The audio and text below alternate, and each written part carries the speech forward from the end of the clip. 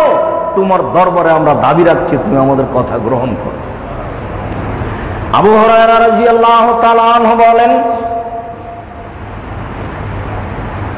জান নবী সাল্লাল্লাহু আলাইহি সাল্লাম রাজুলুন আমা, আল্লাহর নবীর নিকটে একজন অন্ধ মানুষ আসলে, চোখে দেখে না। অন্ধ মানুষ এসে বলছে, আল্লাহর নবী, ইন্নাহু লাইসা বিকায়দুন ইয়াকুদিনি ইলাল মসজিদ, আমি অন্ধ মানুষ, আমাকে মসজিদে টেনে নিয়ে যাবে এমন কোনো আমার মানুষ নেই, আমার কোনো সাহায্যকারী নেই। ফায়াসালু রাসূলুল্লাহ সাল্লাল্লাহু আলাইহি ওয়াসাল্লাম ইরাক্ষিসা লাহু ওয়া ইউসাল্লি ফি বাইতিহি, আসলে ও বাড়িতে সালাত আদায়ের অনুমতি চাচ্ছে, যেহেতু আমি আসতে পারবো না, আমাকে নিয়ে আসার কেউ নেই, তাহলে আপনি আমাকে অনুমতি দেন, আমি বাড়িতে সালাত আদায় করি।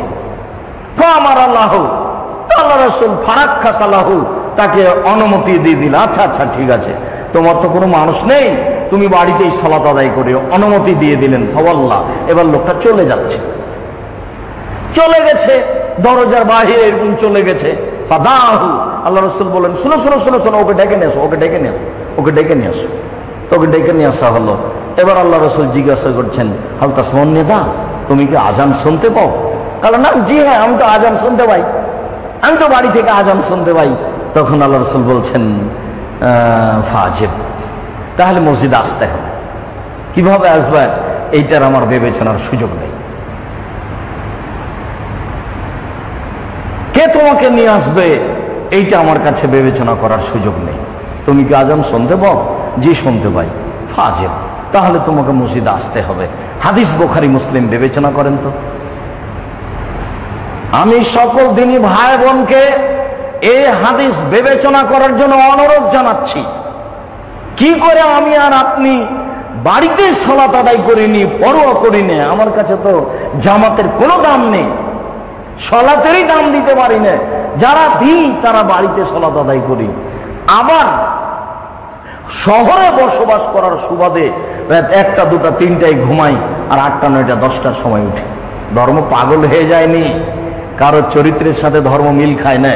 ধর্ম একজনের নীতিতে চলে, যার নাম মুহাম্মদ সাল্লাল্লাহু আলাইহি ওয়াসাল্লাম। কারো কর্ম, কারো স্বাদ, কারো মনোভাব, কারো আকাঙ্ক্ষা ইসলাম গ্রহণ করে না। ওর নিজস্ব একটা নীতি আছে, ওই নীতির উপরেই চলবে কিয়ামত পর্যন্ত। মানুষ মানুক আর না মানুক, ওর জন্য জাহান্নাম জান্নাত প্রস্তুত আছে। অন্ধ মানুষ অনুমতি পেল না বাড়িতে সালাত আদায় করার। বোঝা যাচ্ছে সবকিছু আল্লাহ রাসূলের একসাথে জানা থাকে না। প্রথমবারে তিনি বললেন ঠিক আছে যাও, তারপর যখন চলে গেল তখন ডেকে নিয়ে এসে বলছেন, আজান শুনতে পাও? প্রথমে বলতে পারতেন আজান শুনতে পাও, যেইভাবে উপর থেকে অবগতি হয় সেইভাবে তিনি বললেন তিনি একজন মানুষ। ডেকে এনে বললেন যে হবে না, বাড়িতেই মসজিদেই সালাত আদায় করতে হবে। আব্দুল্লাহ ইবনে আব্বাস রাদিয়াল্লাহু তাআলা আনহু বলেন, রাসূল সাল্লাল্লাহু আলাইহি ওয়াসাল্লাম বলেছেন, মান সামিআন নিদা ফালাম ইজবুহু ফালা সালাতা লাহু ইল্লা মিন উযরিন। কোন মানুষ যদি আজান শুনতে পায়, ও যদি সালাত আদায় করতে মসজিদে না আসে, তাহলে তার সালাত হবে না জরুরি কারণ ছাড়া।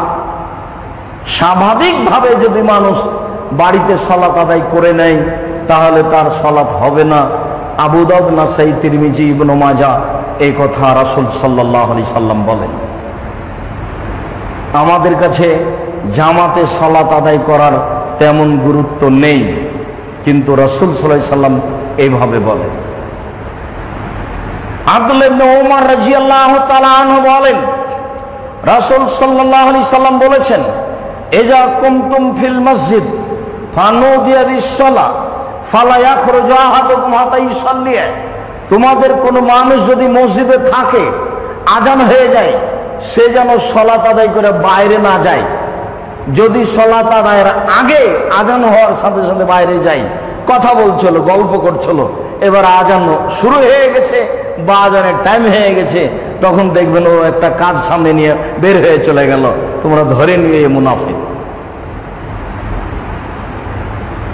দেখবেন স্বাভাবিক বৈশিষ্ট্যে আজানের আগে সরে যাওয়ার, কেটে যাওয়ার পদ্ধতি প্রস্তুতি নেই। বা আজান হবে বা হচ্ছে এরকম সময়ে মসজিদ থেকে বের হওয়ার প্রস্তুতি নেই, রাসূল সাল্লাল্লাহু আলাইহি সাল্লাম বলছেন মুনাফিক। বলছিলাম জামাতবদ্ধ সালাত আদায়ের জন্য রাসূল সাল্লাল্লাহু আলাইহি সাল্লাম এভাবে বলেন, জামাতবদ্ধ সালাত আদায় করতে হবে, এইটা জরুরি। এ কথাই ঠিক যে জামাতবদ্ধ সালাত আদায় করতে হবে, মসজিদে আসতে হবে, নেকি বেশি পাওয়া যাবে। এমন কি কোনো কারণ আছে যার কারণে মসজিদে না আসলেও চলবে? আছে, এমন কিছু কারণ আছে যে কারণে মসজিদে না আসলেও চলবে। তবে জামাতবদ্ধ সালাত আদায় করতে হবে পৃথিবীর যেখানেই থাক না কেন। আবু দারদা রাদিয়াল্লাহু তাআলা আনহু বলেন, রাসূল সাল্লাল্লাহু আলাইহি ওয়াসাল্লাম বলেছেন, মা মিন সালাসাতিন ফি কারিয়াতিন ওয়ালা বাদবিন, যে কোনো গ্রামে, যে কোনো মাঠে, মাঠে ঘাটে, গ্রামে গঞ্জে, যে কোনো স্থানে, যে কোনো গ্রামে, যে কোনো মাঠে তিনজন একসাথে আছে, ওয়ালা ইউকামু ফীহিস সালাত, তারা জামাতে সালাত আদায় করে না, ইল্লা কাদ ইস্তাহওয়াজা আলাইহি শয়তান, তাহলে বুঝতে হবে শয়তান তাদের উপরে জয়ী হয়েছে, তারা শয়তানের কথা অনুযায়ী চলছে, তাহলে বুঝতে হবে শয়তান তাদের উপরে জয়ী হয়েছে। রাসূল সাল্লাল্লাহু আলাইহি সাল্লাম বলেন, ইন্নামা ইয়াকুলু যিবু ওয়াল তাসিয়া, যে একাই থাকে তাকে শয়তান বাঘ ধরে খেয়ে নেয়। যদিও এই হাদিসের শেষ বাক্যটাই অনেকে বলতে চেয়েছে জামাতবদ্ধ জীবনযাপন করতে হবে। জামাতবদ্ধ জীবনযাপন বলতে আমি আর আপনি যেটা বুঝেছি সেটা নয়। জামাতবদ্ধ জীবনযাপন বলতে হকের উপরে থাকা একজন হলে। রাসূল সাল্লাল্লাহু আলাইহি ওয়াসাল্লাম আব্দুল্লাহ ইবনে মাসউদকে বলছেন, আল জামাতু মা তুওয়াফিকুল হাক্কা ওয়া ইন কুনতা ওয়াহাদাক, জামাত হচ্ছে ওটাই যেটা হকের উপরে আছে, তুমি যদি একাই হয় তবে। আল্লাহ তাআলা ইব্রাহিম আলাইহিস সালামকে বলছেন একাই এক জামাত, অথচ একটাই মানুষ। হকের উপরে থাকাটাই হচ্ছে জামাত। অনেকেই একসাথে আছি, সবাই ভুল পথে আছি, রাসূলের পদ্ধতিতে নেই, তবুও আমরা জামাতবদ্ধ জীবন, এই কথা রাসূল সাল্লাল্লাহু আলাইহি সাল্লাম বলেন। ইয়াদুল্লাহ আলাল জামা, আল্লাহর হাত জামাতের উপরে আছে, এই কথা ঠিক নয়, এ হাদিস গ্রহণীয়। আর এইখানে যেটা বলা হয়েছে সেটা হচ্ছে জামাতবদ্ধ সালাত আদায় করতে হবে, এইটা জরুরি। সে মাঠে থাক আর বাড়িতে থাক আর পৃথিবীর যেখানেই থাক, তিনজন যদি থাকে, দুইজন যদি থাকে, তাহলে আজান দিয়ে, ইকামত দিয়ে একসাথে সালাত আদায় করতে হবে। যদি মসজিদে যাওয়ার কোনো পরিবেশ না থাকে, তাহলে আহাল পরিবার, ছেলে মেয়ে নিয়ে জামাতে সালাত আদায় করার চেষ্টা করতে হবে। ইচ্ছা মতো ও এক ঘরে এ এক ঘরে সালাত আদায় করে নিল, এইটা রাসূল সাল্লাল্লাহু আলাইহি সাল্লামের পদ্ধতি নয়। রাসূল সাল্লাল্লাহু আলাইহি সাল্লাম এক বাড়িতে গেলেন, গিয়ে বলছেন, তুমি যে আমাকে বলতে গেছিলা যে আমার বাড়িতে একটু 2 রাকাত সালাত আদায় করে দিবেন, আপনি গিয়ে একটা সালাতের জায়গা নির্ধারণ করে দিবেন। তো আল্লাহ রাসূল গেলেন, তখন সকাল 8টা-9টা এরকম সময়। তো তারা বলছে আগে একটু নাস্তা পানি করেন। তখন আল্লাহ রাসূল বলছেন, না না না, সেই জায়গাটা কোথায়? আইনা তুরিদান তুসাল্লিয়া, তুমি কোথায় চাচ্ছ সালাত আদায় করার, সেই জায়গা আগে দেখাও। তো বললো যে এই জায়গাটাই। আল্লাহ রাসূল আগে দাঁড়ালেন, আমি আর আমার ছোট ভাই পিছে দাঁড়ালাম, আর আমার দাদি আমাদের পিছনে একাই দাঁড়ালেন। তার মানে মহিলাদের জামাত পুরুষের সাথে হবে না, একাই হলেও, মা হলেও সাথে দাঁড়াতে পাবে না, স্ত্রী হলেও সাথে দাঁড়াতে পাবে না, পৃথিবীর কোনো মানুষের সাথে কোনো মহিলা একসাথে দাঁড়াতে পাবে না। তার প্রমাণে বুখারী মুসলিমের এই হাদিস। সম্মানিত দিনী ভাই বোন, আমি অত্র হাদিস বুখারী মুসলিম থেকে পেশ করে যেটা বলতে চেয়েছি সেটা হলো, রাসূল নফল সালাত বাড়িতে গিয়ে একটা জায়গা নির্ধারণ করে জামাতবদ্ধ করছে। এই কোথায় সালাত আদায় করতে হবে? আগে খাওয়া দাওয়া করেন না, আগে কাজ। অত্র বুখারী মুসলিমের হাদিসে বোঝা যাচ্ছে কাজ আগে, খাওয়া পরে, নাস্তা পানি পরে। যে কারণে আপনার বাড়িতে আমি গেছি সেটা আগে হতে হবে, তারপরে খাওয়া। কাজের দাম সবসময় রাসূল সাল্লাল্লাহু আলাইহি ওয়াসাল্লামের কাছে আগে, কাজ আগে, খাওয়া পরে। যদিও সালাতের ব্যাপারে কিছু নিয়ম নেমে আসছে যে এই সময়ে মানুষ জামাতে না গেলেও চলে, তার 2-1টা দেখা যাচ্ছে।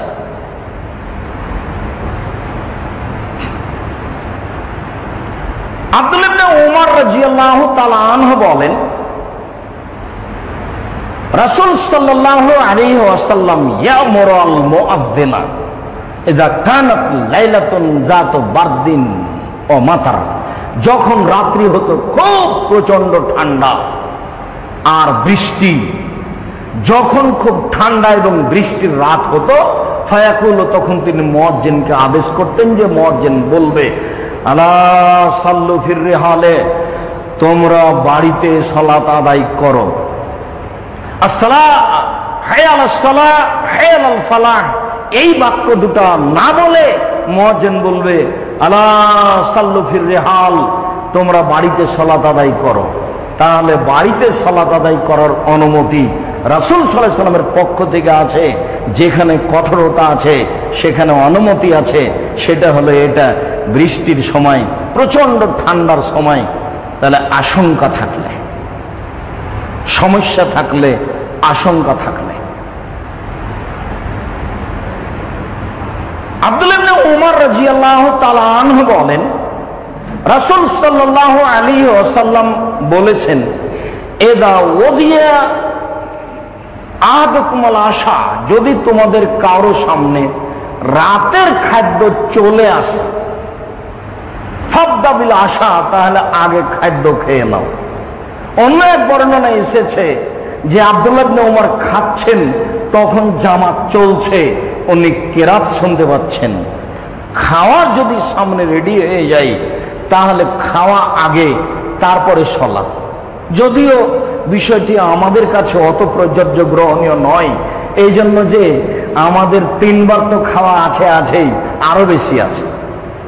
আর তখন খাদ্যের মানই কম ছিল, খাদ্য কম ছিল, ক্ষুধা আছে ভিতরে, তারপরে সালাত চলবে জামাতে, তখন ভিতরে একটা দুর্বলতা কাজ করবে, এমনটা যেন না আসে। তাই রাসূল সাল্লাল্লাহু আলাইহি ওয়াসাল্লাম বলছেন যে খাওয়া আগে, তারপরে সালাত। আয়েশা রাদিয়াল্লাহু তাআলা আনহা বলেন, সামিতু রাসূলুল্লাহ সাল্লাল্লাহু আলাইহি ওয়াসাল্লাম ইয়াকুল, আমি আল্লাহ রাসূলকে বলতে শুনেছি, আল্লাহ রাসূল বলছিলেন যে লা সালাতা বিহাজারাতি তম, খাদ্য উপস্থিত হলে সালাত আদায় করতে হবে না, আগে খাদ্য তারপরে সালাত। ওলা হুয়া ইদাফাউল আখবাসান, আর যার পেশাব পায়খানার জরুরি প্রয়োজন আছে সে সালাত আদায় করবে না, আগে পেশাব পায়খানার কাজ শেষ করবে, তারপরে সালাত আদায় করবে। এই কথা আয়েশা রাদিয়াল্লাহু তাআলা আনহা বলেন। আয়েশা রাদিয়াল্লাহু তাআলা আনহা যা বলেন তাতে আমরা বুঝতে পারছি যে খাওয়া সামনে চলে আসলে আগে খাওয়া, তারপরে সালাত। তারপরে তিনি যা বললেন তাতে আমরা বুঝলাম যে পেশাব পায়খানা নিয়ে সালাত আদায় করতে হবে। পেশাব পায়খানা নিয়ে যদি সালাত আদায় করি তাহলে ভিতরে অস্বস্তি কাজ করবে, সালাতের মধ্যে একাগ্রতা থাকবে না। জামাতবদ্ধ সালাত আদায় করতে হবে, এর অনেক গুরুত্ব, অনেক নেকি, অনেক কঠোরতা। এরপর রাসূল সাল্লাল্লাহু আলাইহি ওয়াসাল্লামের পক্ষ থেকে এমন কিছু দেখা যায়। আশা যে বিষয়টি আমরা বুঝতে পারছি, আমল করার চেষ্টা করবো ইনশাআল্লাহ। আল্লাহুম্মা সাল্লি আলাইহি, আল্লাহুম্মা বারিক আলাইহি।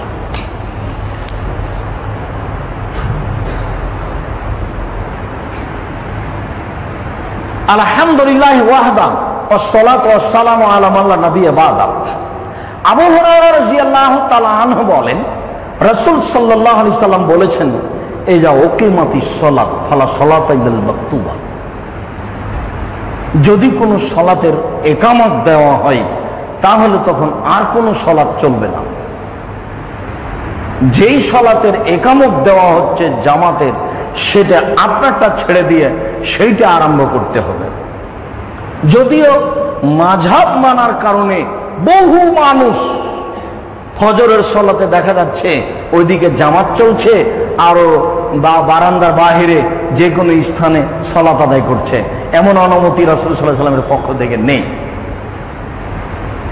একটা লোক ফজরের সালাতের পরে ফজরের সুন্নাত পড়ছে, যেটা ছুটে গেছে, তখন আল্লাহ রাসূল বলছেন যে সালাতুল ফজরের রাকাতান, সালাতুল ফজরের রাকাতান, ফজরের সালাত 2 রাকাত, ফজরের সালাত 2 রাকাত, ফজরের সালাত 2 রাকাত। তখন লোকটি বলছে, আল্লাহ রাসূল, আমি ওই 2 রাকাত পড়ছি যে 2 রাকাত ফরজের আগে ছিল না, আমি পড়িনি। ফাসাকাতা রাসূলুল্লাহ সাল্লাল্লাহু আলাইহি ওয়াসাল্লাম, তখন আল্লাহ রাসূল চুপ হয়ে গেলেন। আচ্ছা ঠিক আছে, তুমি পড়ো। ফজরের সালাতের পরে কোনো সালাত চলবে না এই কথা ঠিক, আসরের সালাতের পরে কোনো সালাত চলবে না এই কথা ঠিক। তবে ফজরের সুন্নাত যদি ছুটে গিয়ে থাকে তাহলে ফরজের পরে পড়ে নিবে এই কথাও ঠিক। ফজরের সুন্নাত যদি ছুটে গিয়ে থাকে তাহলে ফরজের পরে সুন্নাত পড়ে নিবে এ কথাও ঠিক। হাদিস সহিহ, হাদিস মানতে শিখতে হবে। এমনি মানুষের কথা দিয়ে জীবন কাটিয়ে দেওয়া ঠিক হবে না। রাসূল সাল্লাল্লাহু আলাইহি সাল্লাম এভাবে বলছিলাম যখন ফরজ সালাতের ইকামত দেওয়া হবে তখন আর কোনো সালাত চলবে না, একমাত্র ফরজ সালাতই আদায় করতে হবে। নিজেরটা ছেড়ে দিয়ে ফরজ সালাত ইকামত শুরু হয়ে গেছে, সেখানে গিয়ে সালাত আরম্ভ করতে হবে। আগে দাঁড়িয়ে যাওয়া পরে একামত এটা চলবে না। দাঁড়িয়ে রেডি হয়ে যাওয়ার পরে একামত দিচ্ছে, তো একামত কি করবেন? এখন তো একামত ঠান্ডা হয়ে গেছে।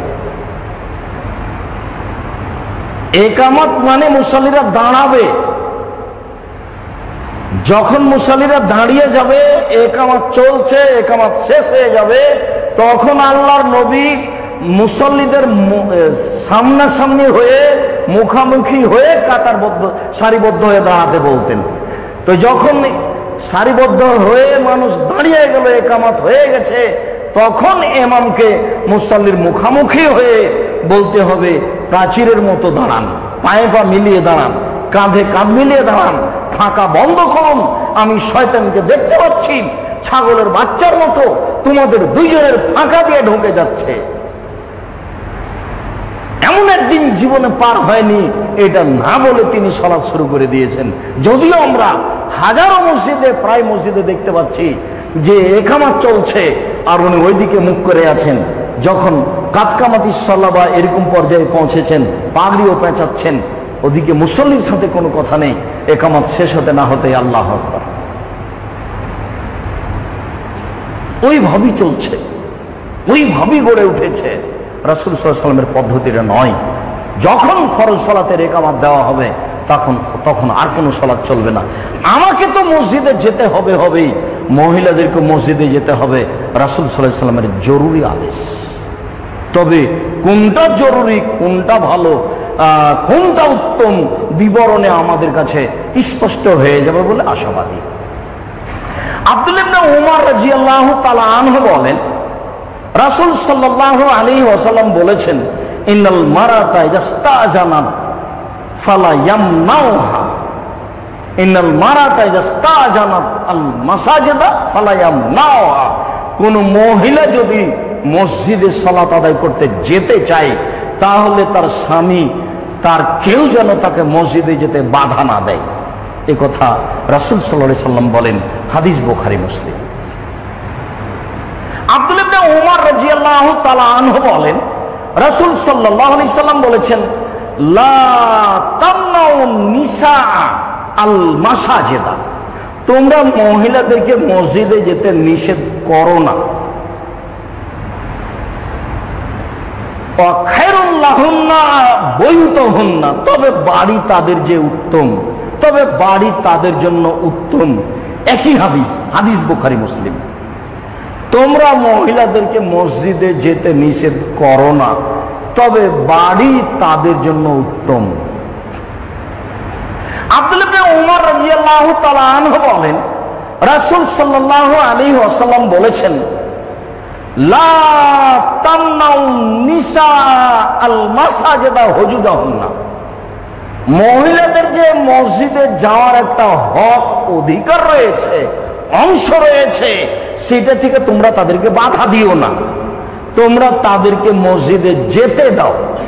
রাসূল সাল্লাল্লাহু আলাইহি সাল্লাম এই কথা বলেন। আবু হুরায়রা রাদিয়াল্লাহু তাআলা আনহু বলেন, রাসূল সাল্লাল্লাহু আলাইহি ওয়াসাল্লাম বলেছেন, খায়রুস সুফুফির রিজালে আউয়ালুহা ওয়া শাররুহা আখিরুহা, পুরুষের কাতার প্রথমটা সবচেয়ে উত্তম আর শেষেরটা সবচেয়ে খারাপ।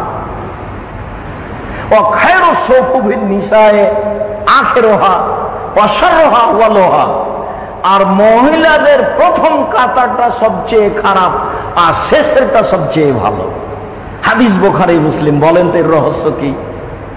রাসূল সাল্লাল্লাহু আলাইহি সাল্লাম বললেন, শোনো, পুরুষদের প্রথম কাতার সবচেয়ে উত্তম আর ওদের শেষ কাতার সবচেয়ে খারাপ। মহিলাদের প্রথম কাতার মহিলাদের শেষ কাতার সবচেয়ে উত্তম আর প্রথম কাতার সবচেয়ে খারাপ। কেন? পুরুষের কাতার যখন শেষ হবে তখন মহিলাদের কাতার শুরু হবে। ওদের যদি একটু চুরিও বেজে উঠে তখন আপনার সালাতের স্বাভাবিক ব্যাঘাত ঘটতে পারে। মসজিদে আসবে এই কথা ঠিক, মসজিদে উপস্থিত হতো মহিলারা।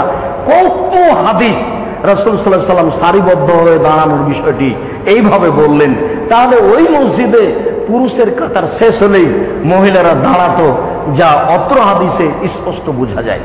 আনাস রাদিয়াল্লাহু তাআলা আনহু বলেন, কানান নবী সাল্লাল্লাহু আলাইহি ওয়াসাল্লাম ইয়াউম লা ইসমাউ বুকাস দিয়ে, আল্লাহ রাসূল ইমামতি করতেন, করতে করতে বাচ্চার কান্না শুনতে পাচ্ছেন। তো ফায়ুখাফফা মাখাফাতান তুফতানা উম্মুহু, তার মা বিপদে পড়ে যাক এটা যেন না হয়, তাই তিনি লম্বা কেরাত করছিলেন। যেমন বাচ্চার কান্না শুনতে পেলেন তখন কেরাতটা হালকা করে দিলেন, তাড়াহুড়া করে এখন সালাম ফিরে দিবেন, যাতে করে মা বাচ্চা নিয়ে বিপদে না পড়ে। হাদিস বুখারী মুসলিম। এইসব হাদিসগুলি দিয়ে আমি দেখাচ্ছি মহিলাদের মসজিদে আসা, বিশেষভাবে জুমার দিন আসা উত্তম, তবে 5 ওয়াক্ত সালাত বাড়িতে উত্তম। আব্দুল্লাহ ইবনে উমর রাদিয়াল্লাহু তাআলা আনহু বলেন, রাসূল সাল্লাল্লাহু আলাইহি সাল্লাম বলেছেন, লা ইয়ামনান্না রাজুলুন আহলাহু আয়াতুল মাসাজিদা, কোন মানুষ যেন তার স্ত্রীকে মসজিদে আসতে নিষেধ না করে, কোন মানুষ যেন তার স্ত্রীকে মসজিদে আসতে নিষেধ না করে। তখন বেলাল ইবনে আব্দুল্লাহ ইবনে উমর বলছেন, উমর রাদিয়াল্লাহু তাআলা আনহুর নাতি আব্দুল্লাহ ইবনে উমরের ছেলে বেলাল বলতো, বেলাল হাবশী নয় যিনি আজান দিতেন, এই বেলাল হচ্ছেন উমর রাদিয়াল্লাহু তাআলা আনহুর ছেলের ছেলে। তো বেলাল রাদিয়াল্লাহু তাআলা আনহু বলছেন ইন্নামা নামনাহুন্না, আমি মহিলাদেরকে মসজিদে আসতে নিষেধ করব। তখন কাল আব্দুল্লাহ ইবনে উমর বলছেন, ওয়াহাদাসান রাসূলুল্লাহ সাল্লাল্লাহু আলাইহি সাল্লাম ওয়া তাকুলু হাজা, আমি বলছি আল্লাহর নবী মহিলাদেরকে মসজিদে আসতে বলেছেন আর তুমি নিষেধ করো, মানে আমি বলছি আল্লাহ রাসূলের কথা আর তুমি বলছো তোমার কথা। ফামা কাল্লামু হাত্তা মাতা, সেদিন থেকে আব্দুল্লাহ ইবনে উমর তার ছেলের সাথে মরা পর্যন্ত কথা বলেননি। হাদিস মুসলিম। কি বুঝলাম? ছেলে বলছে স্ত্রীকে মসজিদে যেতে দিব না, তখন আব্দুল্লাহ ইবনে উমর বলছেন, আমি বলছি নবী বলেছেন আর তুমি বলছো আমি বলেছি। আমি বলছি নবী বলেছেন মসজিদে যেতে আর তুমি বলছো আমি যেতে দেব না। তোমার সাথে আমি কথাই বলবো না, এটা শরীয়তের ব্যাপার, তোমার সাথে আমার কোনো কথাই নেই। মরা পর্যন্ত আব্দুল্লাহ ইবনে উমর ছেলের সাথে আর কোনোদিন কথা বলেন। ইবনে আব্বাস রাদিয়াল্লাহু তাআলা আনহু বলেন, রাসূল সাল্লাল্লাহু আলাইহি ওয়াসাল্লাম বলেছেন, সালাতুল মারআতি আফজালু ফি বাইতিহা, সালাতুল মারআতি ফি বাইতিহা আফজালু মিন সালাতিহা ফি হুজরাতিহা, মহিলাদের বাড়িতে ঘরে সালাত আদায় করা উত্তম বারান্দায় সালাত আদায় করার চেয়ে। ওয়া সালাতুহা ফি মাখদাইহা আফজালু মিন সালাতিহা মিন বাইতিহা, মহিলাদের ঘরে সালাত আদায় করার চেয়ে ঘরের মধ্যে একটা ছোট ঘেরা জায়গায় সালাত আদায় করা উত্তম। এবার এই হাদিস সহিহ। মহিলাদের সালাত বারান্দার চেয়ে ঘরে উত্তম, ঘরের মধ্যে একটা ছোট ঘরে উত্তম স্বাভাবিক ঘরের চেয়ে। আরেকটা উম্মু আতিয়া রাদিয়াল্লাহু তাআলা আনহা বলেন, উমিরনা নুখরিজাল হুইয়াজা জাওয়াতিল খুদুরে ইলাল মুসাল্লা, আল্লাহর নবী আমাদেরকে ঋতুবতী মহিলাদেরকে যুবতী মেয়েদেরকে জোরালোভাবে আদেশ করেছেন যে সকলকে ঈদের মাঠে যেতে হবে। ইয়াশহাদুল জামাতাল মুসলিমিনা দাওয়াতাহুম, তারা মুসলমানদের জামাতে উপস্থিত হবে, তারা মুসলমানদের বক্তব্যে ইমাম বক্তব্য দিবেন, সেই বক্তব্য শোনার জন্য উপস্থিত হবে। এই ঘোষণা যখন রাসূল সাল্লাল্লাহু আলাইহি ওয়াসাল্লাম দিলেন, আমরা বললাম, আল্লাহ রাসূল, ইহদানা লাইসা লাহা মিন জিলবাব, আমাদের কিছু কিছু মহিলা আছে যার চাদর নাই, যেই চাদর গায়ে মসজিদে যেতে পারে। তখন আল্লাহর নবী বললেন, লিতুলবিসা মিন সাহিরাতা মিন জিলবাবা মিন জিলবাবিহা, অবশ্যই সে যেন তার বোনকে চাদর দিয়ে দেয়, সে আর একজনের চাদর নিয়ে ঈদের মাঠে যাবে। হাদিস বুখারী মুসলিম। এক সময় মানুষের জামা কাপড় পরে আত্মীয় স্বজনের বাড়ি যেত, এখন আর মানুষের সেই দিন নেই। এখন মানুষের শত শত জামা কাপড়, সাদ করে কোনো বন্ধুর জামা গায়ে দিয়ে দেখে এটা হলো তার সাদ, প্রয়োজনে গায়ে দিয়েছে এমনটা কথা নয়। ওই সময় উপযুক্ত কাপড় ছিল না। যখন আল্লাহর নবী জোরালো আদেশ দিলেন যে ভালো মহিলা তো ঈদের মাঠে যাবে, ঋতুবতীও যাবে, যুবতীরাও যাবে, তখন তারা বলল, আমাদের অনেকেরই চাদর নেই, তাহলে আমরা মাঠে কিভাবে যাব সালাত আদায় করতে? তখন আল্লাহ রাসূল বললেন যে তাহলে আর একজন তাকে পরাবে, মানে কাপড় ধার নিয়ে ঈদের মাঠে যেতে হবে। হাদিস বুখারী মুসলিম। এবার সব হাদিসের সমন্বয় কি হবে? সব হাদিসের সমন্বয় হলো যে 5 ওয়াক্ত সালাত বাড়িতে উত্তম, জুমার সালাত মসজিদে উত্তম, আর ঈদের সালাত যেতে বাধ্য, ওখানে আপোষ নেই, ওখানে উত্তম অনুত্তম নেই। ঈদের সালাতে মহিলাদেরকে যেতে হবে, যেতে বাধ্য। জুমার দিন আসা ভালো, 5 ওয়াক্ত বাড়িতে ভালো, 5 ওয়াক্ত বাড়িতে ভালো, জুমার দিন মসজিদে ভালো, ঈদের মাঠে যেতে বাধ্য। সব হাদিসের সমন্বয় এইটা। সম্মানিত দিনী ভাই বোন, বলছিলাম জামাতবদ্ধ সালাত আদায়ের বিবরণ, তাতে বলছিলাম মহিলাদেরকেও মসজিদে আসতে হবে। রাসূলের যুগে মহিলারা মসজিদে যেত, বিভিন্ন কারণে জামাতবদ্ধ নেকি পাওয়ার আশায়। সাথে সাথে বিভিন্ন সময় মসজিদে দিন ধর্মের আলোচনা হয়ে থাকে, বিশেষভাবে জুমা সালাতের আলোচনা হয়ে থাকে। এক সময় এই ঢাকা শহরে কোনো মাঝাবি মসজিদে মহিলাদের দেখা যেত না। এখন প্রায় 13, 14, 15টা আরো তার চেয়ে বেশি মসজিদে মহিলাদেরকেও দেখা যায়। এক সময়ে তাদের মসজিদে ঢোকা মানে মসজিদ অপবিত্র হয়ে যাবে, এখন সেটা কেটে গেছে।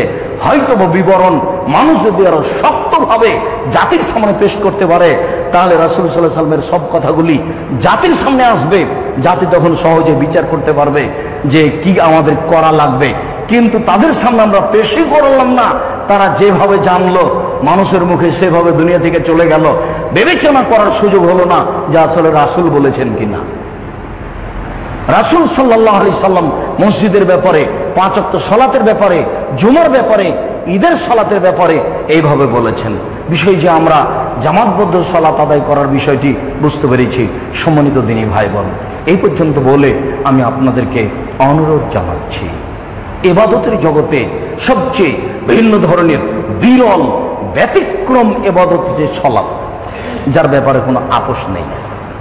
মানুষের জীবনে সবচেয়ে গুরুত্বপূর্ণ, জরুরি, পৃথিবীতে মানুষের জীবনে এর চেয়ে কোনো জরুরি কাজ নাই, সেটা হলো সালাত। আমি যেটুকু বুঝেছি কোরআন হাদিস ভাঙাচোরা, তাতে আমি হিসাব জাতির সামনে পেশ করছি এইভাবে যে মানুষের জীবনে সালাতের চেয়ে জরুরি আর কোন কাজ পৃথিবীতে আছে, এইটা কোরআন হাদিসের হিসাবে আসে না। তারপরে পরে যেটা বলেছি সেটা হলো মানুষের জীবনে জরুরি কাজ হচ্ছে হালাল রুজি উপার্জন করা, মানুষের জীবনে জরুরি কাজ হচ্ছে কোরআন তেলাওয়াত করা, মানুষের জীবনে জরুরি কাজ হচ্ছে যেখানে দুইজন বসে গল্প করছে সেখানে না বসা, সেখানে বসলে ফেঁসে যাবে, যা ইবাদত বন্দেগী করেছে সব হারিয়ে যাবে, মানে বৈঠকটা বদনাম দিয়ে ঘেরা। আপনি দেখেন সালাতের পরে একটু আগিয়ে যান, দেখবেন চায়ের স্টলে সবাই কে যে কার কি কথা বলছে তার কোনো হিসাব নাই, হুজুরে যে কি বলছেন সেটার হিসাব নাই, এই কোন হুজুরে কি বলল রে। সম্মানিত দিনী ভাই বোন, আমি অনুরোধ জানাচ্ছি, আমি আব্দুর রাজ্জাক বিন ইউসুফ বিগত 90 সাল থেকে জাতির সামনে কথা বলছি। আমি আপনাকে কোনোদিন ধর্মের ব্যাপারে ফাঁকি দিয়েছি তা আমার মনে বলে না, আর আমি কোনোদিন নরম করে কথা বলেছি এটা আমার ঘটেনি। আমার দেহে স্বাস্থ্যকালীন আমি নরম করে কথা বলবো এরকম আমার প্রয়োজন নেই। রুজির তাড়নায় আমি দাওয়াত দিতে আসি এইটা আমার প্রয়োজন হয়নি। দাওয়াতি কাজ জিম্মেদারি বলে দাওয়াত দিতে আসি, এটা আমি ভেবেছি রাসূল সাল্লাল্লাহু আলাইহি ওয়াসাল্লামের পদ্ধতিতেই দাওয়াত দেওয়ার চেষ্টা করবে। যা খাতাবা, যখন আল্লাহ রাসূল বক্তব্য দিতেন, অহমারা তাই না হু, দুই চোখ লাল হয়ে যেত, অস্তাদা গেজাবু হু, রাগ তার বেশি হয়ে যেত, ওয়ালা সৌত হু, কণ্ঠ তার উঁচু হয়ে যেত, কান মনোজোরে যায়, যেন তিনি সৈন্যদলকে ধমক দেখাচ্ছেন, এই করতে হবে সেই করতে হবে। এটা ছিল তার বক্তব্যের গতি। হাদিস বুখারী মুসলিম। আমি অনুবাদ করলাম, এই অনুবাদ জাতি বিবেচনা করুক, তাই বলেছি কণ্ঠস্বরে বক্তব্য জায়েজ হবে না। হাজারো হুজুর দিক কণ্ঠস্বরে জায়েজ বলে, আমি আব্দুর রাজ্জাক বিন ইউসুফ আমার দেহ সংস্থাকালীন তা বলবো না। এই হাদিসের অর্থ আমাকে বুঝিয়ে দিতে হবে, তারপরে আপনি একটা এরকম বক্তব্য দিয়ে দিবেন।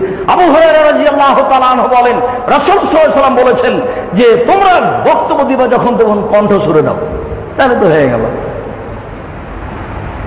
তাহলে তো এত কিছু বলার থাকে না। রাসূল সাল্লাল্লাহু আলাইহি ওয়াসাল্লাম বক্তব্যের এটা গতি। রুজির হিসাব করে আলেম ওলামাকে দিন প্রচার করতে হবে এমনটা রাসূল সাল্লাল্লাহু আলাইহি ওয়াসাল্লাম বলেননি। রুজি তো পৃথিবী সৃষ্টির 50,000 বছর আগে নির্ধারিত হয়েছে। আমি করোনায় মারা যাব কি না এটা আমার নির্ধারণ হয়েছে পৃথিবী সৃষ্টির 50,000 বছর পূর্বে। পৃথিবী সৃষ্টির 50,000 বছর পূর্বে, আদমকে সৃষ্টি করার 50,000 বছর পূর্বে আমার নির্ধারণ হয়েছে আমি করোনায় মারা যাব কিনা। পৃথিবীর কোনো মাধ্যম করোনা ঠেকাতে পারবে না। পৃথিবীর কোনো মাধ্যম সেদিন যদি লিখা হয়ে থাকে। তবে একটা মাধ্যম আছে, দোয়া করলে তাকদির পরিবর্তন হয়ে যায়। লা ইয়ারদুল কাজা ইল্লা তাকদীর ইল্লা দোয়া, মানুষের ভাগ্য পরিবর্তন হয়ে যায় দোয়ার মাধ্যমে। বলছিলাম সম্মানিত দিনী ভাই বোন, ইবাদতের জগতে সবচেয়ে গুরুত্বপূর্ণ ইবাদত সালাত। বিশেষভাবে জামাতবদ্ধ সালাত আদায়ের চেষ্টা করবেন। যে কোনো মূল্যে রাসূল সুন্নাত পালন হবে, বেশি নেকি হবে, আর নিজের ভিতরে একটা ফুর্তি ভালোবাসা আসবে, ইবাদতের উপর আপনি আগ্রহী হয়ে যাবেন। আর যদি বাড়িতে থাকেন তাহলে অলসতা ধরতে ধরতে সবসময় শয়তানের অনুসরণ করা হবে, তখন মুনাফিক ভিতরের উপরে চেপে যাবে। আপনি জামাতবদ্ধ সালাত আদায়ের চেষ্টা করবেন, আল্লাহ আপনাকে তৌফিক দান করুক। আল্লাহ। এরপরে বলছি, আল্লাহ এই মসজিদের যত মুরব্বী দুনিয়া থেকে চলে গেছেন, যারা এই মসজিদকে ভালোবাসত, সাথে সাথে এলাকার যত লোকজন চলে গেছে, যত মুরব্বীরা মানুষ চলে গেছে, তুমি তাদের কবরের শাস্তি মাফ করো। তুমি তো পারো, এটা করতে পারো, তুমি এটা করো। আল্লাহ তুমি তাদের কবরের শাস্তি মাফ করে দাও।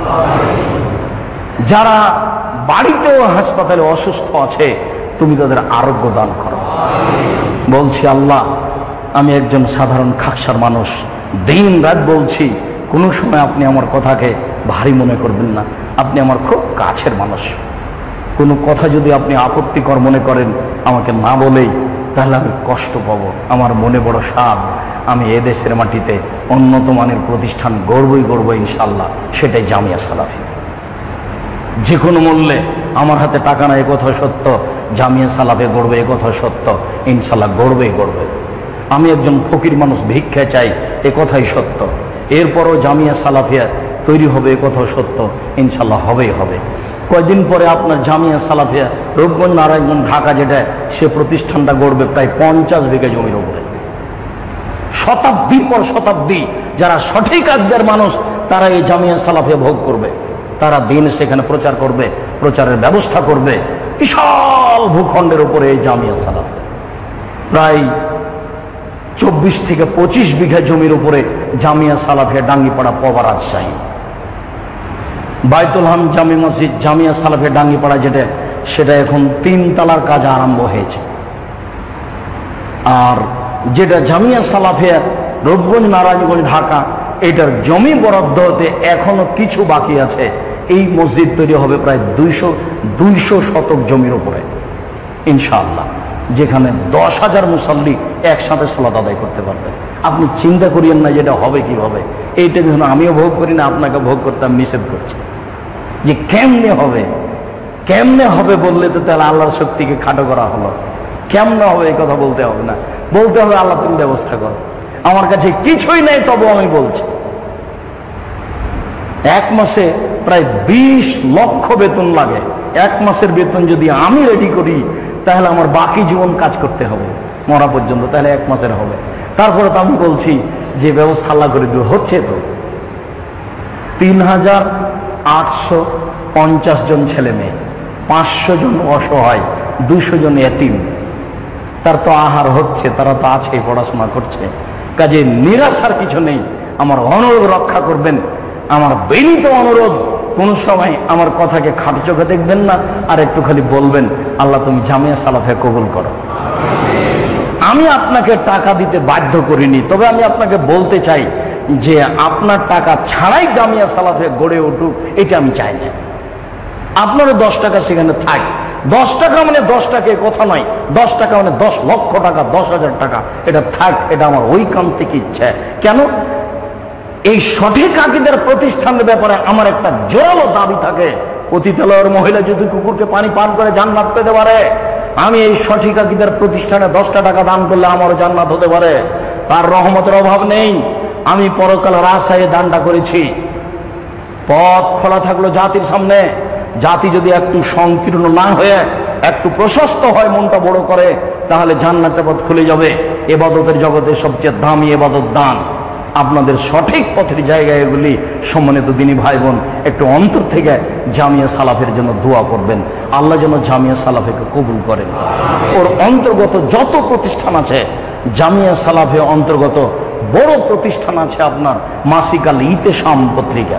প্রত্যেকটা ভাই, আমি যখন বলি তখন 10 টাকা হোক 20 টাকা হোক, বের হওয়ার সময় একটা পত্রিকা নিয়ে যাবেন হাতে করে। 20 টাকাতে আপনার কত ক্ষতি হতে পারে।